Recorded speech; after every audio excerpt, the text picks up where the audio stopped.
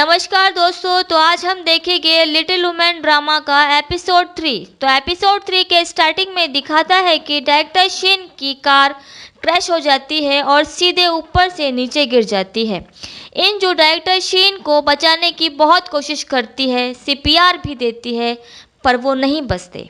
उतने में वहाँ एम्बुलेंस आ जाती है और डायरेक्टर शिन को लेकर वहाँ से चले जाती है। तभी दोइल का फ़ोन डायरेक्टर शिन के मोबाइल पर आता है, जो कि इंजू रिसीव करती है और डायरेक्टर शिन के एक्सीडेंट के बारे में दोइल को बताती है।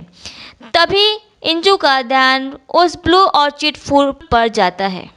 दूसरी तरफ दिखाता है कि इन क्वैंग इन्हें को कहती है कि तुम्हारी बनाई हुई पेंटिंग का क्रेडिट कोई दूसरे ने कैसे ले लिया।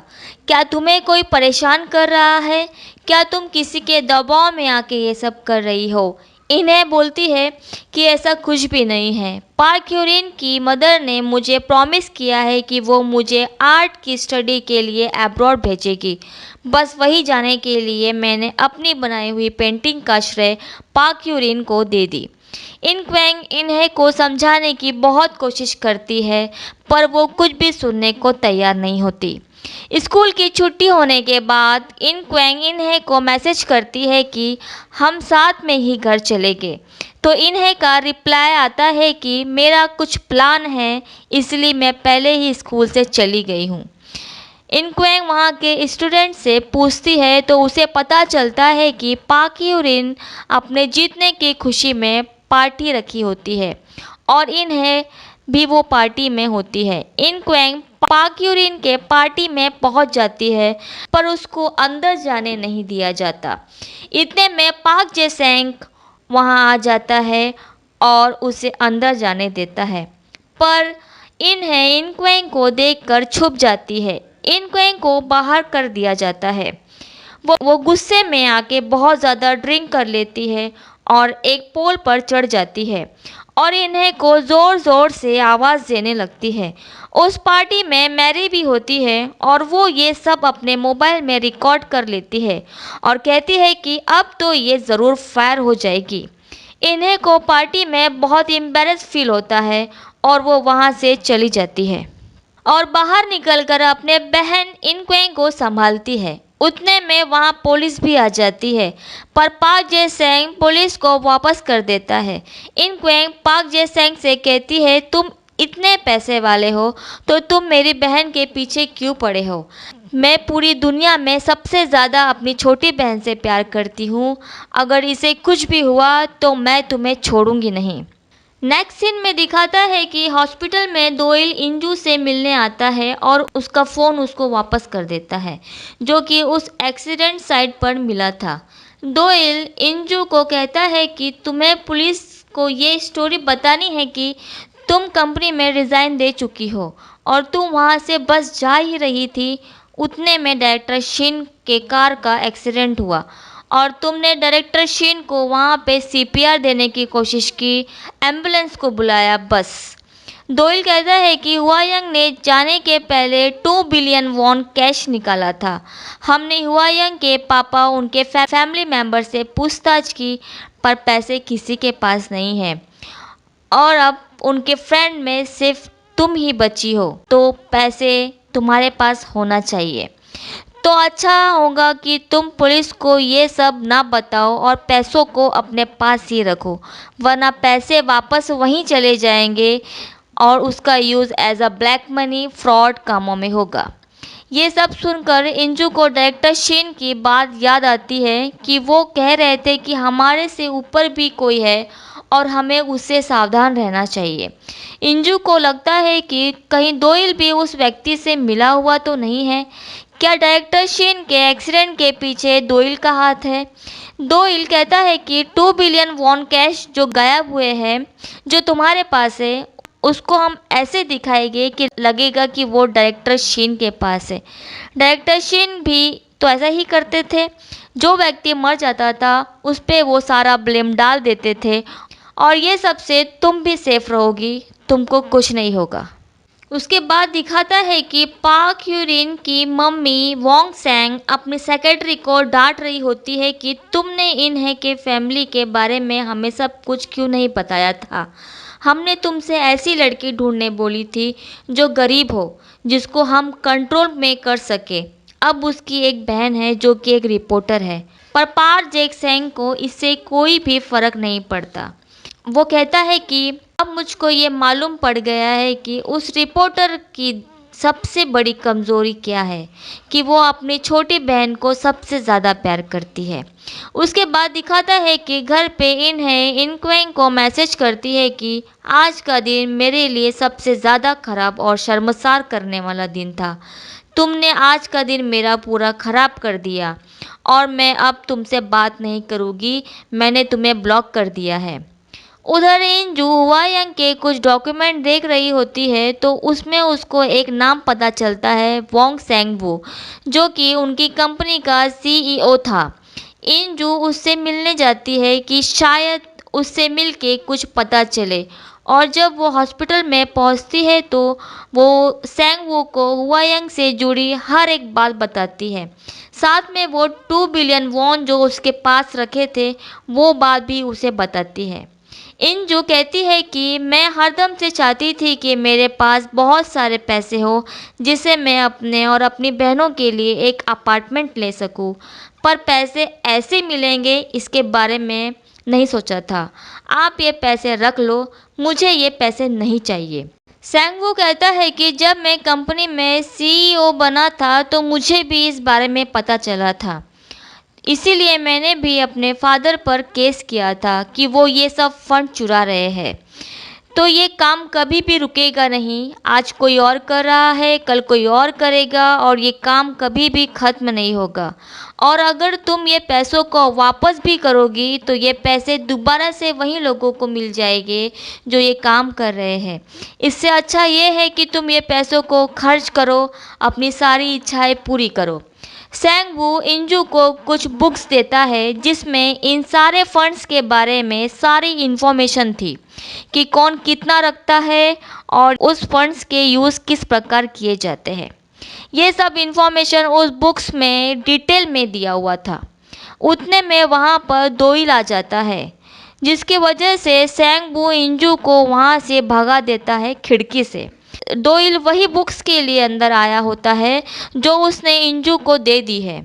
दोइल सब जगह चेक करता है पर उसे कुछ भी नहीं मिलता, मगर उसको वहाँ पे इंजू का मोबाइल पड़ा हुआ मिल जाता है, और जब वो अंदर जाके देखता है तो उसे इंजू भागते हुए दिखती है। नेक्स्ट सीन में दिखाता है कि पाक फैमिली में मेयर इलेक्शन के लिए एक वीडियो शूट हो रहा होता है, जिसमें पाक जे सेंग ये बता रहा होता है कि उसने अपने फादर इन लॉ से क्या क्या सीखा है। ये सब देखकर इन्हें भी कहने लगती है कि बड़ी होकर मैं भी ऐसे ही बनना चाहती हूँ और ऐसे ही लविंग फैमिली चाहती हूँ।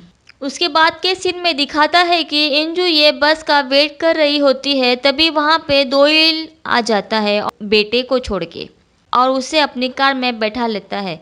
वो उसको बताता है कि सैंगवू ने उसको वो बुक्स क्यों दिए जिसमें सबके नाम है, क्योंकि वो पाक फैमिली से बदला लेना चाहता है, क्योंकि उसके फादर ने अपने सन इन लॉ को चुना, इसीलिए अब वो उनसे बदला लेना चाहता है।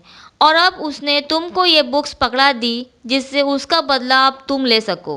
पाक फैमिली बर्बाद हो जाए और वो कुछ भी करे ना, फिर भी उसका फ़ायदा हो जाए। इंजू दोइल से एक डील करने के लिए कहती है, अपनी सेफ्टी के लिए। वो कहती है कि ये 2 बिलियन वॉन तुम रख लो और मुझे सेफ रखो। दोइल कहता है, सिर्फ 2 बिलियन वॉन? तुम्हें पता भी है कि तुम कितने बड़े प्रॉब्लम में हो?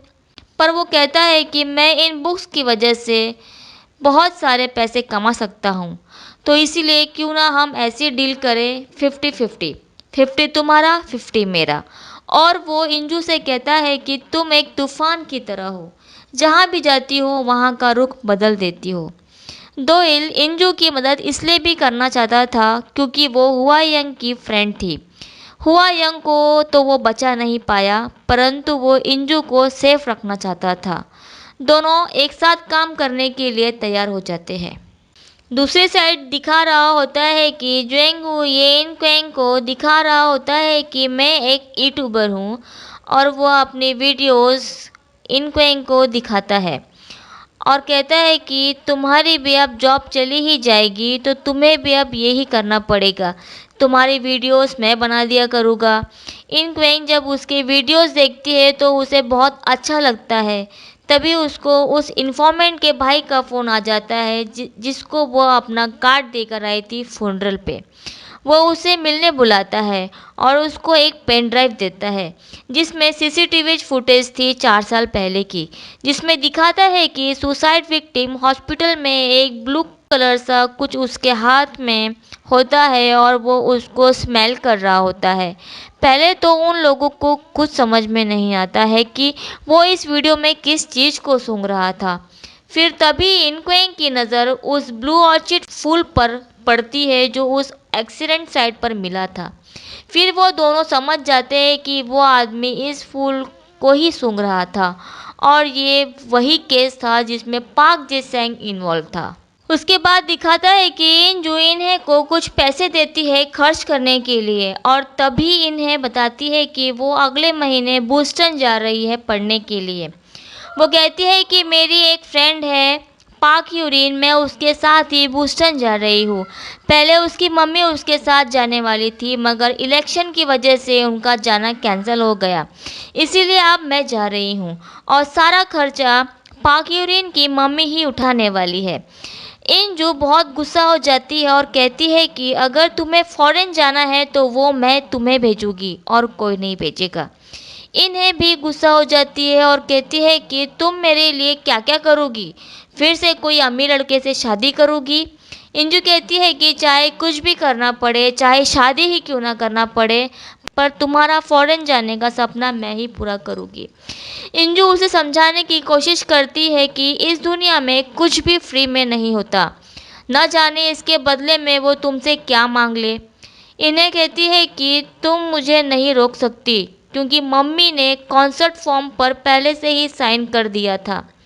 जिस दिन मम्मी ने मेरी यूरोप ट्रिप के पैसे लेकर भाग गई थी, मैंने उसी दिन डिसाइड कर लिया था कि मुझे इस घर में नहीं रहना है, चाहे इसके लिए मुझे कुछ भी करना पड़े, बस मुझे इस घर से बाहर जाना है।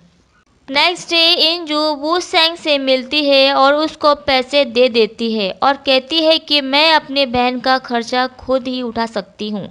वू सेंग इंजू को बताती है कि इन्हें को स्कॉलरशिप मिली है और उसको इन्हें की पेंटिंग भी दिखाती है और कहती है कि उसकी सारी ही पेंटिंग बहुत ही उदास वाली होती है और उसमें से एक तो मरी हुई औरत की पेंटिंग होती है। वू सेंग कहती है कि इन्हें अपने फैमिली के बारे में ऐसे सोचती है, तुम लोगों के कारण ही वो इतनी दुखी, इतनी खोई हुई सी रहती है। इंजू के पास कहने के लिए कुछ भी नहीं होता है तो वो वहाँ से चली जाती है।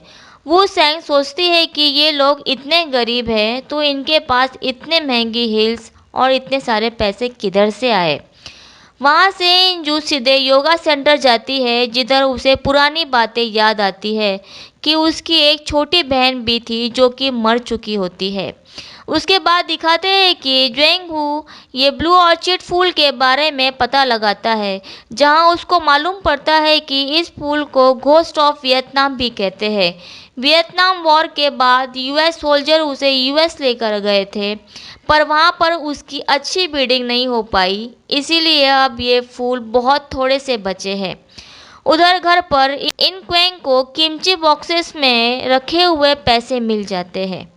दूसरी तरफ दिखाते हैं कि इंजू घर जाते वक्त अपनी मरी हुई बहन के बारे में ही सोच रही होती है और वो ये भी सोचती है कि इन्हें को अब उसकी मरी हुई बहन के बारे में कैसे पता चला होगा। घर पर इंक्वेंग इंजू को पूछती है कि इतने सारे पैसे कहाँ से आए। इंजू उसको बता देती है कि हुआ यंग ने उसको ये पैसे दिए हैं। इंक्वेंग कहती है कि ये गलत है, ये चोरी के पैसे हैं और हम इसे नहीं रख सकते। इंजू कहती है कि ये पैसे अब हमारे हैं। वो इंक्वेंग की एक भी नहीं सुनती।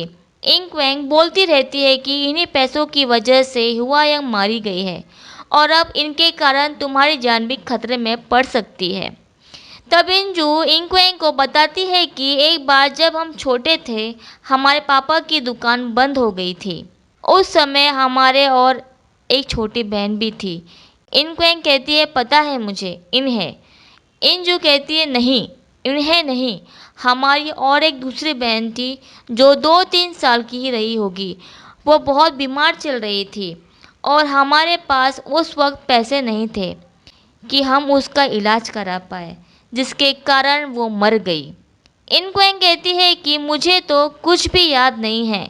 इंजू कहती है कि उस टाइम पर तो तुम 6 साल की थी और मैं 8 साल की थी।